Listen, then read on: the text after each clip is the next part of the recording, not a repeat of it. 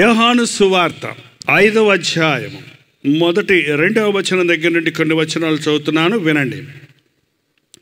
యెరూషలేములో గొర్రెల ద్వారము దగ్గర హెబ్రీ భాషలో బెతెస్దా అనబడిన ఒక కోనేరు కలదు. దానికి 5 మంటపములు కలవు. ఆయా సమయాలకు దేవదూత కోనేటిలో దిగి నీళ్లు కదిలించుట కలదు. నీరు కదిలింపబడిన పిమ్మట మొదట ఎవడు దిగునో వాడు ఎట్టి వ్యాధి గలవాడైనను బాగుపడును గనుక ఆ మంటపములలో రోగులు, గుడ్డివారు, కుంటివారు, ఊచకాలు చేతులు గలవారు గుంపులుగా పడి ఉండిరి. యెరూషలేములో గొర్రెల ద్వారము దగ్గర బెతెస్దా అని ఒక కోనేరు కలదు. ఆ స్థలానికి ఒకసారి యేసు ప్రభువు వచ్చాడు. యేసు ప్రభువు వచ్చినప్పుడు ఏం జరిగిందో చూద్దాం. అక్కడ 38 ఏండ్ల నుండి వ్యాధి గల ఒక మనుష్యుడుండెను. యేసు వాడు పడి ఉండుట చూచి వాడప్పటికి బహుకాలం నుండి ఆ స్థితిలో ఉన్నాడని ఎరిగి స్వస్థపరచకూర్చున్నావా అని అడుగగా, అక్కడ ఒక మనిషి ఎంతకాలం నుంచి ఉన్నాడో తెలుసా అండి? 38 సంవత్సరాల నుంచి పడున్నాడంట. దేవుడు చూచాడు.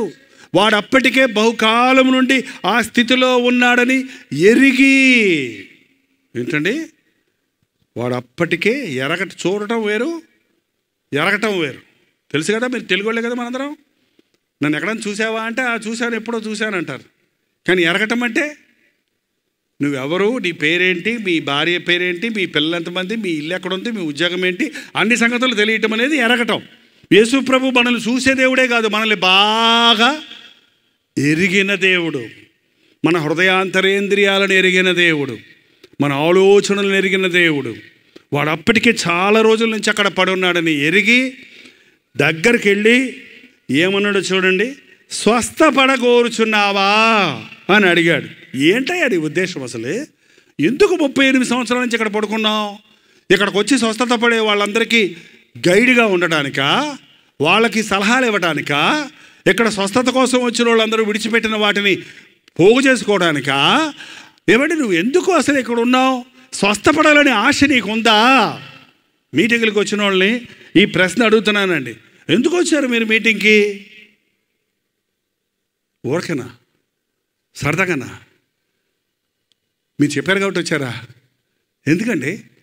నేను స్వస్థపడాలి, నేను మేలు పొందాలి, నేను ఆధ్యాత్మిక ఆశీర్వాదాన్ని సంపాదించుకోవాలి, నేను రక్షించబడాలి, నేను పరలోక రాజ్యం కొరకు సిద్ధపడాలి, నేను ప్రభు రాకడ కొరకు సిద్ధపడాలి, నాలో ఈ బలహీనత ఉంది, ఇందులో నుంచి విడుదల పొందాలి, నాకు ఈ రోగం ఉంది, ఈ రోగం నుంచి నేను స్వస్థత పొందాలి, నాకు ఈ బాధ ఉంది, ఈ బాధ నుండి నేను ఉపశమనం పొందాలి అన్న ఆశతో మీరు మీటింగ్కి రాకపోతే ఏం ప్రయోజనం లేదండి. ఏం ప్రయోజనం లేదు.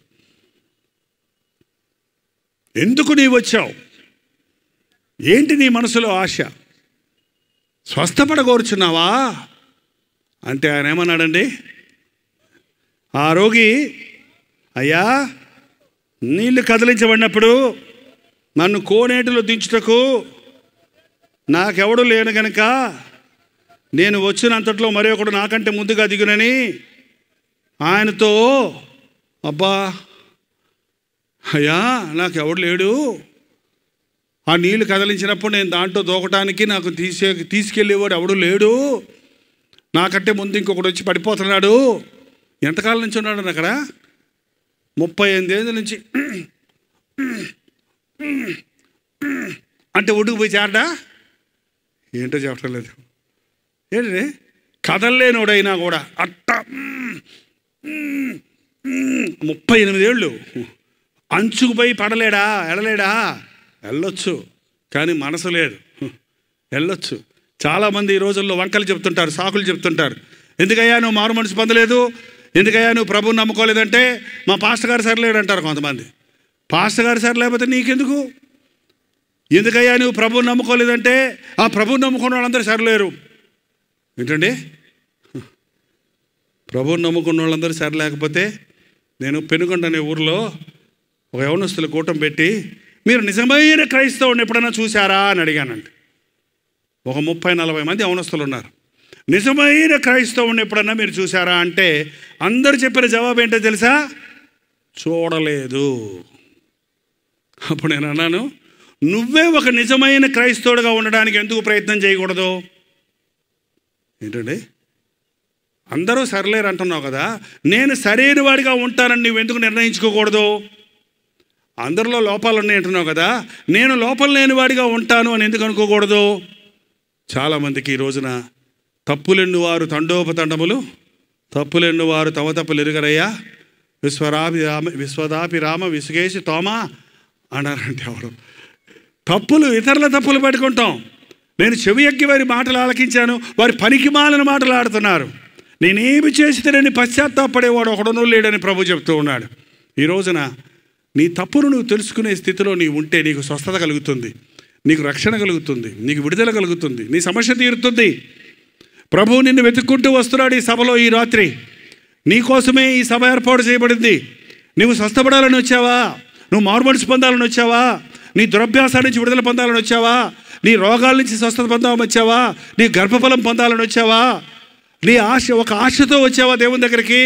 ఒక గురితో వచ్చావా? ఏమంటే ఒక డాక్టర్ దగ్గరికి మనం వెళ్ళినప్పుడు డాక్టర్ కూర్చోమని ఏం చేస్తాడు చెప్పండి? ఏం చేస్తాడండి? ఏంటమ్మా నీ బాధ ఏంటంటే మీ బాధను అడుగుతాడా లేకపోతే ఏమడగడా? ఫస్ట్ ఏం చెప్పాలి డాక్టర్కి? ఎక్కడ నొప్పో చెప్పాలి. ఇక్కడ నొప్పండి అంటే చొక్కా ఇప్పంటే నా చిగ్గండి చెప్పనండి, గడ్డ వచ్చిందంటే ఇక్కడ నేను తీయనండి అంటే డాక్టర్ ఏం చేస్తాడు? ఇక దేవుని దగ్గరకు వచ్చినప్పుడు పాపం దాస్తే ప్రయోజనం లేదండి. హృదయ స్థితిని దాచుకుంటే ప్రయోజనం లేదు. ఆయన ముందుగా నిలబడాలి. ఇది నా స్థితి ప్రభా, ఇది నా బలహీనత ప్రభా, ఇది నా దోషం ప్రభా, ఇది నా రహస్య జీవితం ప్రభా అని నువ్వు చెప్పినప్పుడే నీకు స్వస్థత. నాకెవరు లేరు, నాకెవరూ లేరు. ఈ మాట ఈ రోజుల్లో చాలామంది చెప్తుంటారండి, నాకెవరూ లేరు. మైకేల్ జాక్సన్ అంటే అందరికీ తెలుసు, ఎన్ని వంకరలు తిప్పగలడో అంత వంకరలు తిప్పి నాట్యం ఆడతాడట. ఏమండి, కాలిఫోర్నియాలో కొన్ని కోట్ల ఆస్తి ఉంది అతనికి. బోల్డ్ బంగ్లాలు ఉన్నాయి, బోల్డ్ ఆస్తి ఉంది, బోల్డ్ ఫ్యాన్స్ ఉన్నారు, బోల్డ్ ఉంది. ఓసారి ఒక ఇంటర్వ్యూలో చెప్పాడట, నాకు కావాల్సినవి అన్నీ ఉన్నాయి కానీ నాకు ఎవరు లేరు అన్నాడట. నాకు కావాల్సినవి అన్నీ ఉన్నాయి కానీ నాకెవరు లేరు, నాకు సమాధానం లేదు, నాతో నా మనసు పంచుకోవడానికి నేను నమ్మదగిన వ్యక్తి నాకు లేడు. చివరికి అలాగే మత్తు పదార్థాలు వేసుకొని అర్ధాంతరంగా చచ్చిపోయాడు. ఈ లోకంలో ఆస్తిపాస్తులు మనకు తృప్తిని ఇవ్వండి. ఆస్తి ఎక్కువైతారంటే తినేవాళ్ళు ఎక్కువ అవుతారంట. మీరు డబ్బులు దాచిపెట్టి పిల్లలకి ఇద్దామని దాచిపెడితే తొందరగా మీ గుండె పగలగొడతారు, జాగ్రత్త. ఒక తల్లి చెప్పిందంట, అయ్యా నా ఆస్తి అంతా నేను చచ్చిపోయాక నీకే రాసేసాను అయ్యా అందంట. రాసేవా అమ్మా? అయితే చావు అన్నాడట. నువ్వు ఎప్పుడో చచ్చేదాకా నేను కూర్చోవాలా? ఇప్పుడే చావు అన్నాడట. ఎంత దుర్మార్గం అండి ఈ రోజున. ఎన్ని చోట్ల మనం చూస్తున్నాం చూడండి. తల్లిని చంపే, డబ్బు కోసం తల్లిని చంపే మూర్ఖులు ఉన్నారు. ఎప్పుడు మీరు మనుషులు నమ్మకండి. పిల్లలు అనకండి.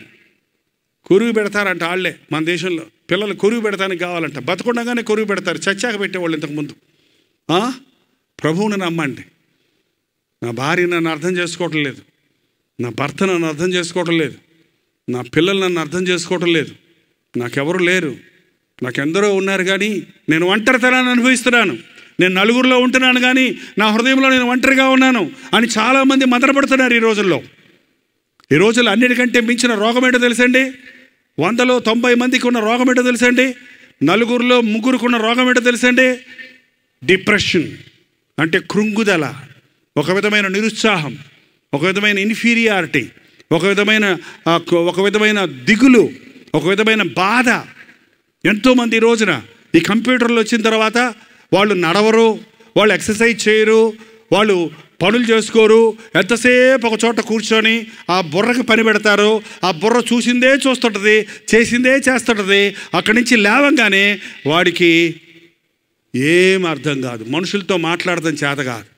ఈ కంప్యూటర్లోకి వచ్చాక అందరు ఎస్ఎంఎస్లు పంపుకోవటం, వాట్సాప్లో హాయ్ హూ హీ ఊ అని పెడతారంట. నోటితో అంటారు, ఊరకే పేపర్లో పెడతారు. సరే ఏమైపోయింది, మనుషులకి మాట్లాడితే రావట్లేదంట. డాడీ దగ్గరికి వెళ్ళి హాయ్ అంటే అది కుదురుద్దా? నాన్న అనద్దా? అమ్మ హాయ్ అంటే అమ్మ దగ్గరికి వెళ్ళి హాయ్ అంటే అదేదండి. పెద్దవాళ్ళు చిన్నాళ్ళు లేకుండా ఈ మనుషుల తత్వాలు మారిపోయినాయి. అందుకనే మాట్లాడటం తెలియటం లేదు పిల్లలకి. గౌరవంగా మాట్లాడటం ఎలాగా, తల్లిదండ్రులు గౌరవించడం ఎలాగా, బిడ్డలను ప్రేమించడం ఎలాగా, భార్యాభర్తలు ఎలా మాట్లాడుకోవాలి, ఏమంటే పెద్ద స్టైల్ అక్కర్లేదు భార్యాభర్తలు మాట్లాడుకోవడానికి. ఇద్దరు ఏకశరీరమైనప్పుడు పెద్ద డైలాగులు పెట్టి సినిమా వాళ్ళు పెట్టినట్టు మాట్లాడాల్సిన మో నా ప్రియసి ఓ నా ఏమండి అనాలా? ఏమంటే అక్కర్లేదు.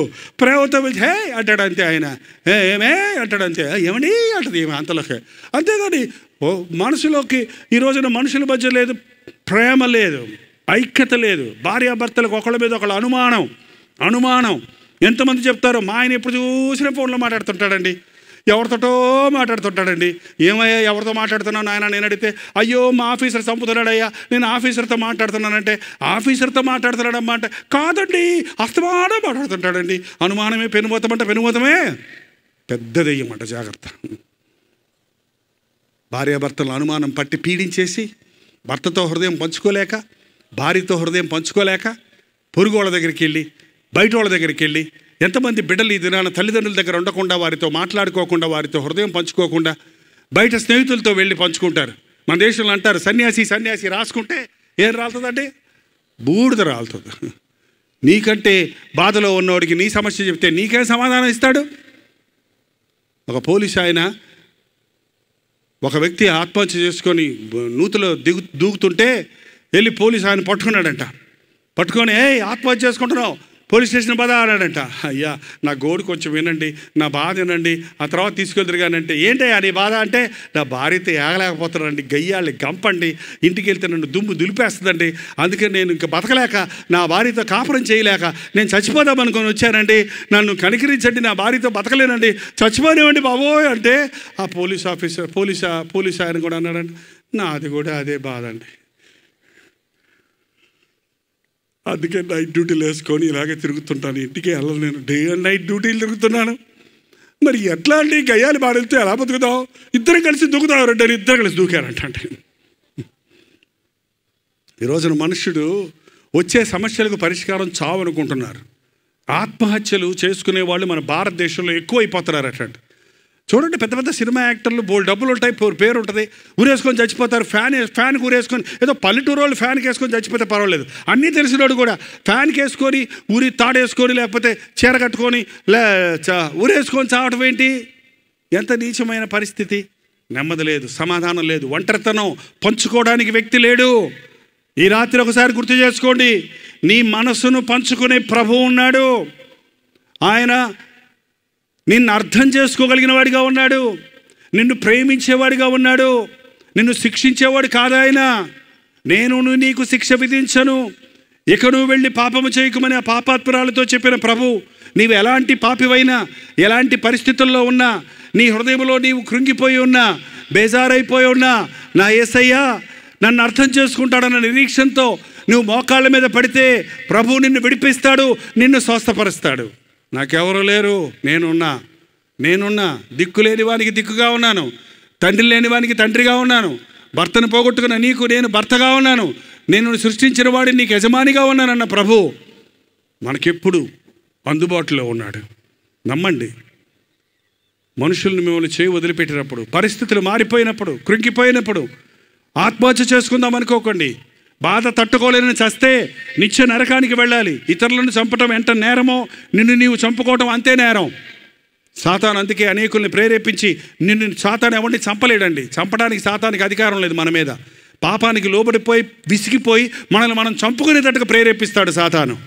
నేను చావను, నేను బ్రతికి దేవుని కార్యాలు వివరిస్తానన్న భక్తుని వలె మన శోధనల్లో, పోరాటాల్లో నాకెవరూ లేరు అన్న నా యేసయ్య ఉన్నాడన్న సంగతి గుర్తు చేసుకోండి. ఈ రాత్రి యేసు ప్రభు నీకు ఉన్నాడు, నీ మనస్సును ఎరిగినవాడు, నిన్ను ప్రేమించేవాడు. ఎంత ప్రేమించాడో తెలుసా? నిన్ను ప్రాణం పెట్టినంతగా నిన్ను ప్రేమించాడు. దయచేసి నమ్మండి, నిన్ను ప్రాణం పెట్టినంతగా ప్రేమించాడు. ఒకసారి నేను కోటగిరి హిల్స్లో నేను సేవకి వెళ్తున్నప్పుడు ఒక ఎత్తైన కొండ ఉంది. ఆ ఎత్తైన కొండ మీద కాలిబాటలో వెళ్తున్నాను.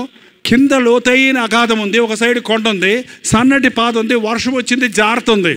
అందులో జాగ్రత్తగా నడిచి వెళ్తూ నా కాలు జారి ఇటు చూస్తే లోయలో పడిపోతానని భయం వేసింది.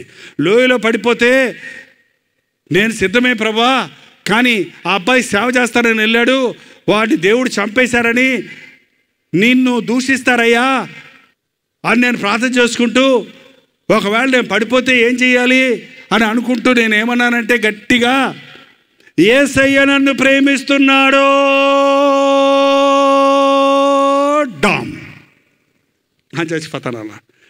కనీసం విన్న వాళ్ళందరూ యేసయ్య ఇంకా ప్రేమిస్తున్నాడట ఆయన్ని. నిజంగానండి. ఒకప్పుడు యేసుప్రభుడి గురించి చెప్తుంటే నేను ఎగతాళి చేశాను. యేసుక్రీస్తు ముని కొరకు సిలువలో చనిపోయాడని అంటే నేను నా ఫ్రెండ్ పక్కన కూర్చొని గిల్లుకొని, ఏంట్రా దొరలు డబ్బులు ఇస్తుంటే ఇల్లు ఇలా వాగుతున్నారు, యేసుప్రభు ఎప్పుడో సిలువలో చనిపోతే మనం ఇప్పుడు పాపం చేస్తుంటే మన పాపాల కోసం చచ్చిపోయాడంటేంటి పాస్టర్ గారు అని ఎగతాళి చేశాను. కానీ నా జీవితంలో ఒక రోజు వచ్చింది. ఆ రోజు 1971 సంవత్సరం ఫిబ్రవరి 15వ తారీఖు రాత్రి కాకినాడలో దేవాలయంలో నేను ప్రార్థన చేసుకుంటున్నాను. దేవుడు ఉంటే నా బతుకు మార్చాలి, ఈరోజు అటో ఇటో తేల్చుకోవాలి. మా నాన్న యేసుప్రభు నమ్ముకోమంటున్నాడు, మా ఫ్రెండ్స్ అందరూనేమో పాపానికి రమ్మంటున్నారు. నిజమైన దేవుడు ఉంటే నా బ్రతుకును మార్చుకోమను. నాకు పాపం చేయటం ఇష్టం లేదు, కానీ పాపం మానలేకపోతున్నాను, నాకు సహాయం చేయమనని ఆ రాత్రి నేను మోకాళ్ళ మీద ప్రార్థన చేశానండి. అర్ధరాత్రి దాటిపోయింది, పౌదకు 2 గంటలు ఇంచుమించు అయింది. ఆ సమయంలో కలువరి సిలువలో వేలాడుతున్న యేసుప్రభుని నేను కళ్ళారా చూశాను. ఒక మాట నా చెవులో వినబడింది, నీ కొరకే నా ప్రాణం ఇచ్చాను అన్న మాట వినబడింది. కల కాదు, కట్టుకథ కాదు, కళ్ళు తెరుచుకొని ఉన్నాను నేను. ఆ మాట, ఆ దృశ్యం చూడగానే నేను అలాగే కింద పడిపోయాను. తెల్లవారి 8:30 దాకా నేను పశ్చాత్తాపడుతున్నాను. నా పాపాలన్నీ ఒప్పుకుంటున్నాను. చిన్న చిన్న పాపాలే పెద్ద పెద్దగా కనపడుతున్నాయి నాకు. నేను ఒప్పుకున్న పాపం అంతా సిలువకెళ్ళి మేక్కెళ్ళి గుచ్చుకుంటున్నాయి. 8:30కి నేను కళ్ళు తెరిచినప్పుడు నా శరీరం దూదిలాగా ఉంది. ఎంత తేలికైనా, అదేదో ప్రపంచమంతటికి ఎవరో పెయింట్లు వేసినట్టు ఉంది, ఆకాశానికి రంగేసినట్టు ఉంది, పచ్చగున్నాయి, రోడ్లన్నీ నీట్గా ఉన్నాయి. ఏంటో కొత్త సృష్టిగా నాకు కనపడింది. ఆ రోజు నుంచి ఈ రోజు వరకు నేను నమ్ముతున్నాను, యేసు ప్రభు ఈ లోకంలో ఎవరు లేకపోయినా, ఈ పనికి మాలిన ఒక జైపాల్ ఉన్నా కూడా ఒక్క జైపాల్ కోసమే ఈ లోకంలోనికి వచ్చి తన ప్రాణం ఇచ్చి ఉండేవాడని నేను నమ్ముతున్నాను.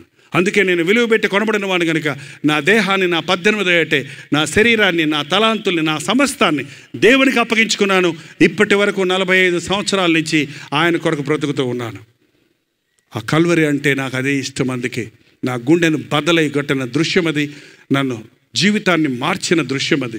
ఆ రోజు నుంచి ఈ రోజు వరకు ప్రభు కొరకు జీవించే కృపనిచ్చి ఉన్నాడు. మీకు వ్యక్తిగతమైన అనుభవం ఉందా? దేవునితో ముఖాముఖిగా సంధించిన సమయం ఉందా? దేవుడు మీ హృదయాన్ని మార్చాడు అన్న అనుభవం ఉందా? రక్షణ ఆనందం ఉందా? యెహోవా ఉత్తముడని రుచి చూచి తెలుసుకోండి. మేము చెప్పామని కాదు, మీ మట్టుకు మీరు వెళ్ళి మీ గదిలోనికి వెళ్ళి తలుపేసుకొని ప్రార్థన చేయండి. రహస్యమందు మీ ప్రార్థన వింటున్న దేవుడు మీకు జవాబిస్తాడు. నిన్ను ప్రేమించే ప్రభు ఉన్నాడు, నీకోసం ప్రాణమిచ్చిన ప్రభు ఉన్నాడు, నీ సమస్యలన్నిటి నుంచి నేను విడిపించగలిగిన ప్రభు ఉన్నాడని నమ్మండి. నాకెవరూ లేనప్పుడు అన్నప్పుడు నేనున్నాను, అందుకే నేను వచ్చాను. అందుకే నువ్వు ఆ నీళ్ళలో దూకాల్సిన పని, ఈ తతంగం అంతా చేయాల్సిన అవసరం ఏమీ లేదు. నీ పరిపెత్తుకొని లేచినాడు అన్నాడు ఒక మాట, అంతే. 38 సంవత్సరాలు పడున్నవాడు బెడ్ సోర్స్ వచ్చేసి ఉంటాయి, ఒళ్ళంతా పుళ్ళై ఉంటుంది, నరకం మర్చిపోయి ఉంటాడు అసలు. కానీ ప్రభు మాటలో శక్తి ఉన్నది. ఒక్క మాట చాలు, దేవుడు మాట్లాడితే ఒక్క మాట చాలు. లేచి నడవమనగానే వాడు దిగ్గున లేచి తన పరిపెత్తుకొని నడిచాడు. ఎంత అద్భుతం! డాక్టర్ల దగ్గరికి వెళ్ళి బోల్డ్ స్కానింగ్లు తీసి, బోల్డ్ ఆపరేషన్లు చేసి, ఏదేదో ట్రీట్మెంట్ చేసే స్వస్థత ఒక్క మాటలో జరుగుతుంది. నిన్ను నీవు మార్చుకోవాలని, నానా తిప్పలు పడి నిన్ను నీవు క్రమపరచుకోవాలని అనేకమైన ప్రయత్నాలు చేసి విఫలమైనప్పటికీ ఒక్క మాట చాలు నీ జీవితంలో. మళ్ళీ ఆ సారాయి నీకు ముట్టవసలే, అసహ్యం వేస్తుంది అది. మళ్ళీ ఆ వ్యభిచార స్త్రీ దగ్గరికి వెళ్ళవడు అసలేక, అటు పక్క తిరగవని అక్కడికి. అసలు నీ బ్రతుకులో హృదయాన్ని, పాపపు హృదయాన్ని తీసివేసి ఆయన నూతన హృదయాన్ని, నూతన ఆత్మనిస్తారన్నాడు. అదంటే యేసుక్రీస్తు ఇచ్చేటువంటి క్రొత్త భక్తి, నిజమైన భక్తి. అతను దిగ్గులు లేచాడు, నడిచాడు. అద్భుతాలు చేసే దేవుడు ఈ రాత్రి మీరు నమ్మితే మీ జీవితంలో గడ్డు సమస్యలుగా ఉన్న చిక్కులు, సంవత్సరాల తరబడి ఉన్న లోటులు తీర్చబడతాయి. ఒక మీటింగ్లో గర్భఫలం కావాల్సిన వారి కోసం ప్రార్థన చేయమన్నప్పుడు గర్భఫలం కావాల్సిన వారి కోసం ప్రార్థన చేశాను. ప్రభా, బోయబడిన గర్భాన్ని తెరవమని.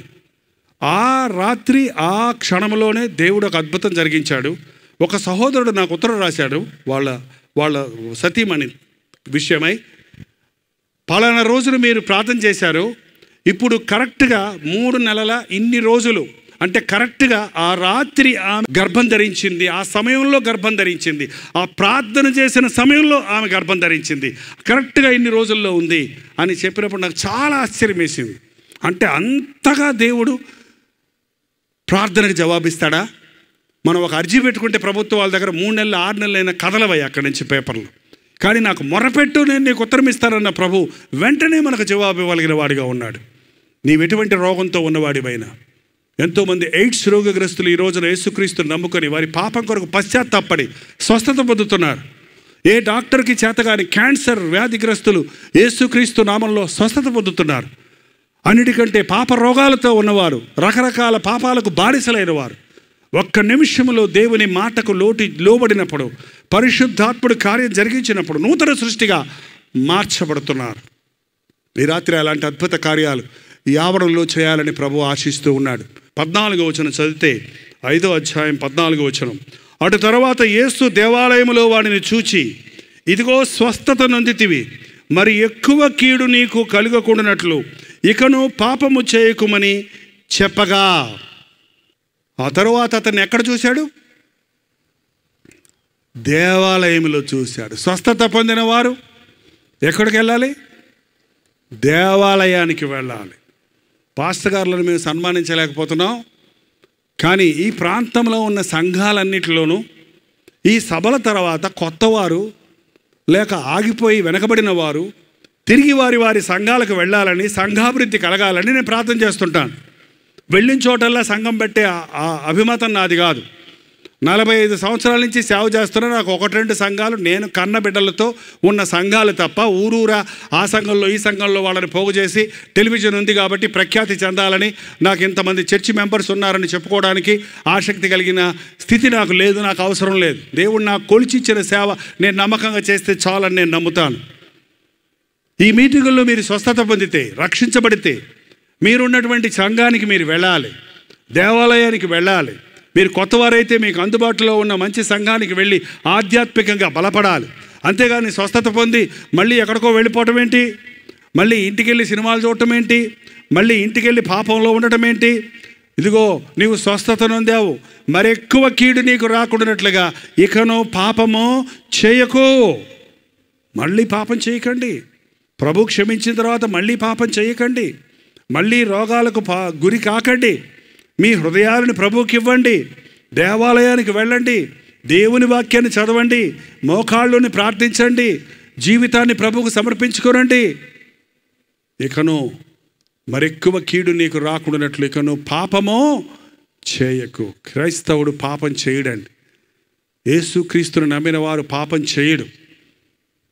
క్రీస్తు బీజం వల్ల పుట్టిన వానిలో పాపం లేదు.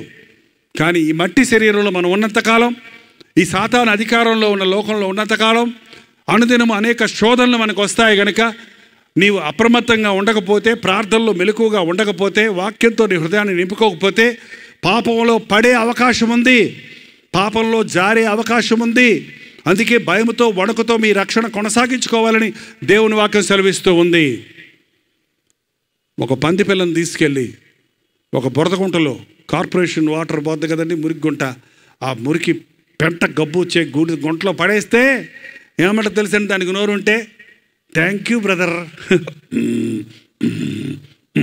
అంటది కదండి. ఒక గొర్రె పిల్లని తీసుకెళ్ళి మీరు అదే బురదగుంటలో పడేయండి, ఏమంటుందో? ఒకవేళ నోరుంటే ఎవరోని ఉండండి ఇక్కడ పడేసామంటది. గుర్రు మన అందులో కూర్చోదు. ఏం చేస్తుందో తెలుసా? అందులో నుంచి ఎగిరి పడి దులుపుకొని దూరంగా పారిపోద్ది. మురికంతా వదిలే వరకు దానికి దీనికి రాసుకొని దాన్ని సరి చేసుకోవడానికి చూస్తుంది. ఒక క్రైస్తవుడు పొరపాటున బురదలో పడతాడేమో, పాపంలో పడతాడేమో, కానీ అక్కడ ఉండడు, అందులో ఆనందించలేడు. దావీదు పాపంలో పడ్డాడు, కానీ అక్కడ ఆనందించలేదు. నా మనసులో నెమ్మది లేదు, నా ఎముకల్లో నెమ్మది లేదు. ఆ పాపం ఒప్పుకొని విడిచిపెట్టే వరకు అతనికి నెమ్మది లేదు. 51వ కీర్తన చదివి చూడండి. అయ్యా నన్ను కడుగు, హిస్సోపుతో నన్ను కడుగు, నా పాపం పోయినట్లుగా నన్ను కడుగు, నీ సన్నిధిలో నుంచి నన్ను తోసేయకుడి, పరిశుద్ధాత్మ నాలో నుంచి తీసేయకుడి, రక్షణానందం నాకు మరలా కలుగుజేయి అని గించుకొని దేవునిచ్చే క్షమాపణ పొందుకున్నాడు. ప్రియ సోదరుడు సహోదరి, పాపంలో పడ్డారని, తప్పు చేశారని తప్పులో కొనసాగొద్దు. మరల క్షమించే ప్రభు ఉన్నాడు. ఆయన క్షమాపణకు అంతులేదు. ఆయన నిన్ను ప్రేమించేవాడు, ప్రాణమిచ్చినవాడు, నీ శిక్ష అంతా భరించినవాడు. మన పాపములను మనం ఒప్పుకొనిన ఎడల ఆయన నమ్మదగిన వాడు, నీతిమంతుడు కనుక మన సకల దుర్నీతి నుండి మనల్ని ఆయన స్వస్థపరుస్తాడని దేవుని వాక్యం సెలవిస్తుంది. ఈ రాత్రి సమయంలో సంవత్సరాల తరబడి మార్పు లేని స్థితిలో ఉన్న వ్యక్తివైనా నిన్నే దేవుడు చూస్తున్నాడు. స్వస్థపడగోరుతున్నావా? విడుదల పొందగోరుతున్నావా? రక్షణ పొందగోరుతున్నావా? సమాధానం పొందగోరుతున్నావా? నా రాజ్య వారసుడు కావాలని ఆశపడుతున్నావా అని ప్రభు నిన్ను అడుగుతూ ఉన్నాడు. అవును ప్రభువా, నాకెవరు లేరు, నువ్వు ఉంటే చాలు, నాకెవరు లేరు, నువ్వు సహాయం చేయి అని నీవు అడిగితే ఒక్క మాటలో ఈ రాత్రి తన అద్భుత కార్యాలు జరిగించబోతున్నాడు. దయచేసి లేచి నిలబడండి. ప్రార్థన చేస్తున్నప్పుడు మీరు నోరు తెరిచి మీ చిక్కులు, మీ బాధలు, మీ మానసిక వ్యధలు, మీ శరీర వ్యాధులు, మీ ఆర్థిక ఇబ్బందులు, మీ ఒంటరితనం, మీ కృంగుదల, మీ బాధ ఏదో అది దేవునితో చెప్పండి. యేసయ్య ఆకాశం నుంచి వంగి తొంగి చూస్తున్నాడు. నీ ప్రార్థన వినాలని ఆశపడుతున్నాడు. నీకు జవాబు ఇవ్వాలని ఇష్టపడుతున్నాడు. 38 సంవత్సరాలు పడున్నవాడు లేచి పరిపెత్తుకొని నడిచినట్లుగా, ఎన్ని సంవత్సరాల నుంచి నువ్వు పాప బంధకాల్లో ఉన్నావో, 12 సంవత్సరాల నుంచి రక్తస్రావం కలిగిన రోగంతో ఉన్నవా, ఆ స్త్రీని ఆ అంగీ ముట్టగానే స్వస్థపరిచిన ప్రభు ఈ రాత్రి నువ్వు స్వస్థపరచాలని ఆశ కలిగి ఉన్నాడు. 18 ఏళ్లుగా నడిమంగిపోయిన స్త్రీ మీద చేతులుంచగానే ఆమె చక్కగా నిలబడినట్లుగా దేవుడు తన అద్భుత కార్యాన్ని నీకు చేయాలని ఆశపడుతున్నాడు. ఇక నా బ్రతుకు మారదు, ఇక నా జీవితం ఇంతే, ఇక నా జీవితంలో సమాధానం లేదు అని కృంగి ఉన్నావేమో, నీతోనే ప్రభువు మాట్లాడుతున్నాడు. నేనున్నాను, నేను నీ కోసం ప్రాణమిచ్చిన వాడిని, నిన్ను ప్రేమించిన వాడిని, నీకు సహాయం చేయగలిగిన వాడిని ప్రభువు చెప్తూ ఉన్నాడు. నోరు తెరిచి ప్రార్థన చేయండి. అద్భుతాలు చేసే ప్రభువు మన మధ్య ఉన్నాడు. ఇదిగో నీవు స్వస్థత నొందితివి, నీవు లేచి నీ పరిపెత్తుకొని నడుము, నీ విశ్వాసము నిన్ను స్వస్థపరిచింది, సమాధానము గల దానివై వెళ్ళుము అని చెప్పే ప్రభు మన మధ్య ఉన్నాడు. ఇదిగో ఈ రాత్రి సంవత్సరాల తరబడి నీకున్న సమస్య ఒక్క మాటతో తీర్చగలిగిన ప్రభు ఉన్నాడు. సాతాను కట్టి బంధకాల్లో పెట్టిన నీ బ్రతుకును ఒక్క నిమిషంలో విడిపించగలిగిన వాడిగా ఉన్నాడు. సారాయికి బానిసవై బ్రతుకును పాడు చేసుకుంటున్న వ్యక్తిగా ఇక నువ్వు కొనసాగవలసిన అవసరం లేదు. ఈ రాత్రి ఒక అద్భుతాన్ని ప్రభువు నీ పట్ల చేస్తున్నాడు. నమ్మండి, అడగండి. నాయనా, నాకెవరు లేరయ్యా, నువ్వు చాలు నాయనా, నాతో మాట్లాడేసయ్యా, నా బ్రతుకును మార్చు నాయనా, నా గర్భఫలం దయచేయి ప్రభువా, నా అప్పుల్లో నుంచి నేను బయటపడే నాయనా, నా చిక్కులు తెచ్చుకున్నాను, ఇందులో నుంచి నేను విడిపించయ్యా, నా సొంత ప్రయత్నాలు చేసి విఫలమైపోయి నేను పడున్న స్థితిలోనే సంవత్సరాల తరబడి వేదన చెందుతున్నానయ్యా. ఈ రాత్రిని ఒక్క మాట పలికితే చాలు, నాకు విడుదలని నమ్ముతున్నానయ్యా. నాతో మాట్లాడేసయ్యా. నోరు తెరిచి ప్రార్థన చేయండి. నాతో మాట్లాడయ్యా, నాతో మాట్లాడయ్యా, నాతో మాట్లాడయ్యా. ప్రార్థన. పరిశుద్ధుడా, ప్రేమగల తండ్రి, ఒక్కసారి చేతులెత్తిన వారిని చూడు నాయన. వారి గుండెల్లో ఉన్న గుబులు చూడయ్యా, వారి గుండెల్లో ఉన్న వేదన చూడు నాయన, వారి ఆశలు చూడు నాయన. హృదయ వాంఛలు తీర్చేదేవా, ఒక అద్భుతాన్ని రాత్రి జరిగిస్తావని, నిన్ను స్వస్థపరచు యెహోవాను నేనే అన్న మాట అక్షరాల ఇక్కడ నెరవేరడానికి సహాయం చేయి. ప్రతి రోగిని నజరేయుడైన యేసుక్రీస్తు నామములో స్వస్థపరచుచున్నాము నాయన. ప్రతి పాప బంధకములలో ఉన్న వారిని నజరేయుడైన యేసుక్రీస్తు నామంలో విడుదల చేయుచున్నాము తండ్రి. ప్రతి విధమైన సమస్యల్లో ఉన్న వారిని నజరేయుడైన యేసుక్రీస్తు నామంలో పరిష్కారాలు కలుగజేయుచున్నాము నాయన. ఇంకా ఎవరు పాపానికి బానిసలుగా ఉన్నారు, సాతానుకు లోబడిన వారు ఉన్నారు, అటువంటి వారిని నజరేయుడైన యేసుక్రీస్తు నామంలో విడుదల చేయుచున్నాము తండ్రి. ఈ రాత్రి విడుదల, ఈ రాత్రి స్వస్థత, ఈ రాత్రి ఆనందం, ఈ రాత్రి మా పరిపెత్తుకొని ఇంతకాలం మమ్మల్ని పడుకోబెట్టిన మాకు భారంగా ఉన్నదాన్ని మేము ఎత్తుకొని వెళ్ళినట్లుగా, మేము గంతులేసుకుంటూ మా గృహాలకు చేరినప్పుడు నీ సన్నిధిని అనుభవించినట్లుగా సహాయం చేయము. పరిశుద్ధాత్మ కార్యాలు కొనసాగించము నాయన. యేసుక్రీస్తు నామములో అడుగుచున్నాము తండ్రి. మన తండ్రి అయిన దేవుని యొక్క ప్రేమయు, కుమారుడైన క్రీస్తు యొక్క కృపయు, ఆదరణకర్త అయిన పరిశుద్ధాత్మ యొక్క సహవాసమును కూడి వచ్చిన మనందరికీ ఇప్పుడును సదాకాలమును తోడై ఉండును గాక. ఆమేన్, ఆమేన్, ఆమేన్.